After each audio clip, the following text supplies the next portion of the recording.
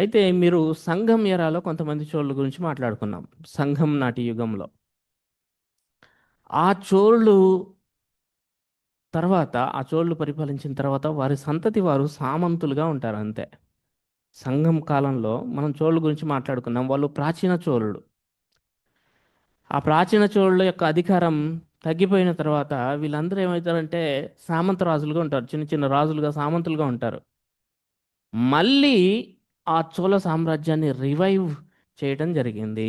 ఎవరు రివైవ్ చేశారు ఏంటి అనేది విషయం చూద్దాం. సో ఫ్రెండ్స్, 850 నుంచి 1279 వరకు దక్షిణ భారతదేశాన్ని రూల్ చేసినటువంటి అతి గొప్ప రాజవంశం. ఇక ఈ కాలంలో 850 to 1279 అంటే దక్షిణ భారత చరిత్ర అంటే చోళ సామ్రాజ్యం అన్నట్టుగా రూల్ చేశారు వీళ్ళు.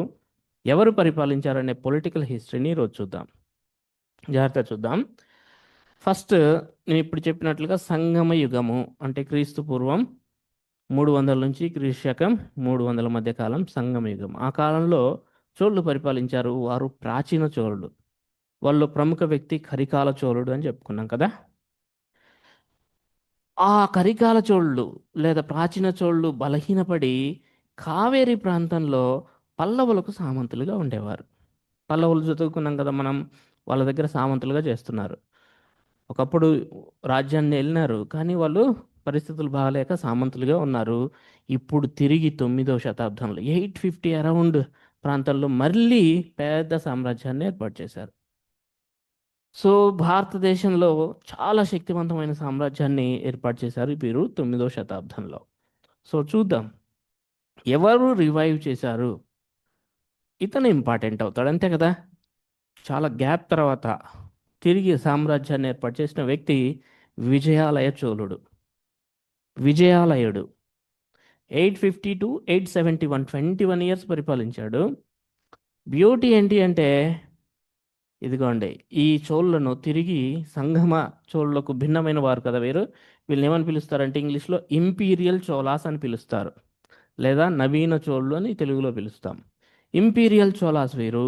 ఈ ఇంపీరియల్ చోళాస్కు పునాది వేసినటువంటి వీరుడు. చూడండి, ప్రారంభంలో విజయాలుడు కూడా పల్లవ రాజులకు సామంతుడిగా ఉంటాడు. బాగా గుర్తుపెట్టుకోండి, ఉరయూరు ప్రాంతాన్ని పరిపాలించేవాడు. ఇదిగోండి, ఈ ప్రాంతాన్ని పరిపాలించేవాడు సామంతుడిగా. పల్లవుల కింద ఉరయూరు ప్రాంతాన్ని పరిపాలించేవాడు. ఇన్ఫ్యాక్ట్ ప్రాచీన చోళుల యొక్క రాజధాని ఉరయూర్. అదే ప్రాంతాన్ని పరిపాలిస్తున్నారు సామంత రాజులుగా. అయితే దక్షిణాన పాండ్యులు ఉంటారు. ఈ ప్రాంతంలో పాండ్యులు ఉంటారు. చోళులు ఉత్తర ప్రాంతంలో ఉంటే మధ్యలో మధ్యలో ఉరయూరు ప్రాంతంలో పల్లవులకు సామంతులుగా చోళులు ఉన్నారు. ఈ పాండ్యులకు చోళులకు మధ్య యుద్ధాలు జరుగుతుంటాయి. యుద్ధాలు జరుగుతూ ఉంటే దాంట్లో పాల్గొంటాడు మనవాడు విజయాలయ చోళుడు. పల్లవుల తరఫున పాల్గొంటాడు. పాల్గొన్న తర్వాత అతనికి ఒక విషయం తెలుస్తుంది. చోళుల పల్లవులు బలవంతులు కాదు. వీరంతా తుస్సే, వీళ్ళ దగ్గర ఏం లేదు. వీళ్ళ బలాలు బలహీనతలు ఏంటో ఆయనకు తెలిసిపోతుంది. సో ఈ పాండ్యులకు ఉత్తరాయణ పల్లవులకు మధ్య నిరంతరం యుద్ధాలు జరిగేవి. బలహీనతలు ఏంటో తెలుసుకున్నాడు. పల్లవుల యొక్క బలహీనతలు ఏంటో తెలుసుకున్నాడు. దాన్ని ఆసరాగా చేసుకొని స్వతంత్ర రాజ్యాన్ని స్థాపించాడు. విజయాలయ చోళుడు స్వతంత్ర రాజ్యాన్ని స్థాపిస్తాడు. ఓకేనా. సో ఈ వంశస్థాపకుడు, నవీన చోళుల వంశస్థాపకుడు ఎవరు? విజయాలయ చోళుడు. రైట్. తర్వాత విజయాలయుని జీవితంలో అత్యంత కీలకమైన మలుపు ఏంటంటే తంజావూరును ఆక్రమిస్తాడు. ఈ తంజావూరును ఆక్రమిస్తాడు. అప్పట్లో తంజావూరును ఇంకొక సామంత రాజులు పాలించేవారు పల్లవుల కిందే. వీరు సామంతులే, వారు సామంతులే. వారి పేరు ముత్తరాయర్లు. ముత్తరాయర్లు అనేవారు పరిపాలించేవారు. ఆ ముత్తరాయర్ల దగ్గర నుంచి విజయాలుడు తంజావూరును స్వాధీనం చేసుకుంటాడు, వారిని ఓడించి. రైట్. సో అప్పటి నుంచి తంజావూరు చోళ ప్రధాన రాజధాని. సో బాగా గుర్తుపెట్టుకోండి, ఈ చోళుల ఇంపీరియల్ చోళాస్ యొక్క రాజధాని ప్రారంభంలో ఏది అంటే తంజావూరు. ఇప్పటికీ తంజావూరు బాగుంది, ఫేమస్ కదా. వీళ్ళ కాలంలో నుంచే ఇది పాపులర్ అయింది. రైట్. చూద్దాం. ఈయన పరికేసరి అనే బిరుదును ధరించాడట. పరకేసరి. ఓకేనా? పరకేసరి అనేది ఇతని బిరుదు. ఇతను నిర్మించినటువంటి దేవాలయం చూడండి, నిశుంభసూదిని దేవాలయం. నిశుంభసూదిని దేవాలయాన్ని తంజావూరులో నిర్మిస్తాడు.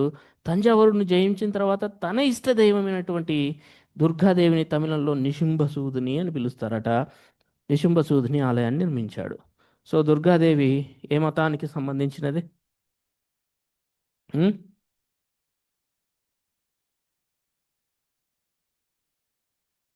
హిందూ మతమేలే. ఆ?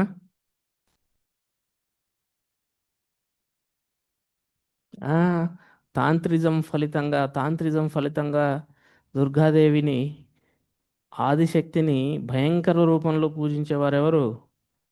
తాంత్రిక మతస్థులు కదా, తాంత్రిజం. ఉం? తాంత్రిజం ఫలితంగా దుర్గాదేవి, కాళీ లాంటి భయంకర మూర్తుల ఆరాధన వచ్చిందని చెప్పుకోవాలి మనం. రైట్. దెన్ విజయాలయ చోళీశ్వరం పుదుక్కోటై సమీపంలో నార్తమలై దగ్గర ఒక అందమైన రాతి ఆలయాన్ని నిర్మించాడట. పుదుక్కోటై దగ్గర ఒక అందమైన రాతి ఆలయాన్ని నిర్మించాడు. దీన్నే విజయాలయ చోళీశ్వరం అని పిలుస్తారట. సో ఇదొకటి గుర్తుపెట్టుకోవాలి. సో ఆయన బిరుదు పరకేశరి శర్మ, నిశుంభసూదిని ఆలయం, ఈ విజయాలయ చోళీశ్వరం అనేవి దయచేసి గుర్తుపెట్టుకోవాలి. సో తర్వాత వచ్చిన వాడు ఇతని కుమారుడు, చూద్దాం, అండ్ మనుమడు. సో బాగా గుర్తుపెట్టుకోండి, చోళ పునరుజ్జీవనం ఏ యుద్ధంలో లేదా సంఘటనతో ప్రారంభమైంది అంటే విజయాలయులు తంజావూరుని ఆక్రమించడం. అయితే మీకు ఒక క్వశ్చన్ రావాలి. ఇతను పల్లవులు ఏమైపోయారు? పల్లవుల పరిపాలన కొనసాగుతూ ఉంటుంది. తంజావూరుని ఆక్రమించాడు, కానీ యాజ్ ఏ సామంతరాజుగానే ఆక్రమించాడు. స్వతంత్ర రాజ్యాన్ని ఇంకా రాలా. ఇప్పటికీ పల్లవుల సామంతుడే. ముత్తరాయర్లను ఓడించిన, తంజావూరును ఆక్యుపై చేసిన, బిరుదులు ధరించిన, టెంపుల్స్ కట్టిన ఆయన ఇప్పటికీ సామంతుడే. విజయాలయుడు సామంతరాజే, కాకపోతే సో ఇంపీరియల్ చోళాస్ యొక్క వైభవానికి ఆయన కృషి చేశాడు. రైట్.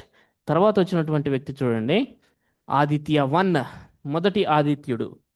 ఓకేనా? ఇతను కుమారుడు, విజయాలయుని కుమారుడు. ఇతను ఇక్కడి నుంచి సామ్రాజ్యాన్ని ఏర్పాటు చేస్తాడు, స్వతంత్ర రాజ్యంగా ఏర్పాటు చేస్తాడు దీన్ని. ఆయన సామంతుడే విజయాలయుడు, తంజావూరుని ఆక్యుపై చేశాడు. కానీ స్వతంత్ర రాజ్యాన్ని స్థాపించింది ఎవరు అంటే మొదటి ఆదిత్యుడు. ఎందుకు అంటే పల్లవ రాజులకు ఆయన మిత్రుడుగా ఉంటాడు, స్టార్టింగ్లో వాళ్ళ కిందే ఉంటాడు. మంచిగా సమయం చూసి పల్లవుల అధికారాన్ని, లాస్ట్ రూలర్ని ఓడించేసి స్వతంత్ర రాజ్యాన్ని ఏర్పాటు చేస్తాడు. సో బాగా గుర్తుపెట్టుకోండి, పల్లవుల మీద ముఖ్యంగా అపరాజిత వర్మ చూసాం కదా, పల్లవుల చివరి రాజు అపరాజిత వర్మను ఓడించి చంపేస్తాడు. చంపేసి ఇక తొండై మండలాన్ని, పల్లవుల ప్రాంతాన్ని, తొండై మండలాన్ని ఆక్యుపై చేసేసి ఇక అధికారికంగా చోళ సామ్రాజ్యాన్ని పరిపాలించడం స్టార్ట్ చేస్తాడు. స్వతంత్ర చోళ సామ్రాజ్యాన్ని ఏర్పాటు చేసింది ఎవరు? మొదటి ఆదిత్యుడు. పాపం ఇంతకుముందు చంపడానికి ముందు అపరాజిత వర్మతోటి మంచి ఫ్రెండ్షిప్ చేశాడు సామంతరాజుగా. ఆయన తరఫున శ్రీపరంబి యుద్ధంలో పాల్గొన్నాడు. శ్రీపురంబి యుద్ధం 885లో. ఈ యుద్ధంలో పల్లవరాజు అపరాజిత వర్మకు మద్దతుగా నిలిచి పాండ్యులను ఓడిస్తాడు. అప్పుడు ఆయన తెలుసుకున్నాడు, ఇతను ఏంటి, వీక్నెస్ ఏంటి, ఏ టైంలో నిద్రపోతాడు, ఏ టైంలో పడుకుంటాడు, ఇవన్నీ తెలుసుకొని వేసేసాడు అనమాట ఒక ఫైన్ డే.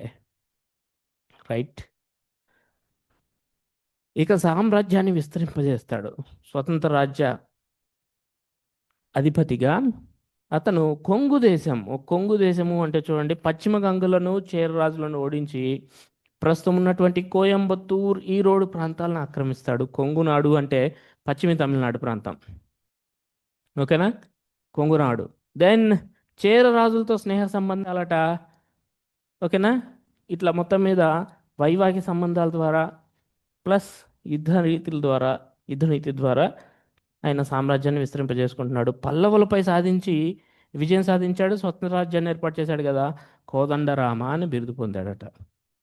కోదండరామ గొప్ప శివభక్తుడట మొదటి విజయాదిత్యుడు. కావేరీ నదికి ఇరువైపులా అనేక శివాలయాలు నిర్మించినట్లుగా చరిత్ర చెప్తుంది. ఇప్పటికేం నిలవలేదు, కానీ ఆయన గ్రంథాలు, ఆ కాలం నాటి గ్రంథాలు, శాసనాలు చదివితే ఈయన కావేరీ నదికి ఇరువైపులా అనేక శివాలయాలు కట్టించినట్లుగా తెలుస్తుందట.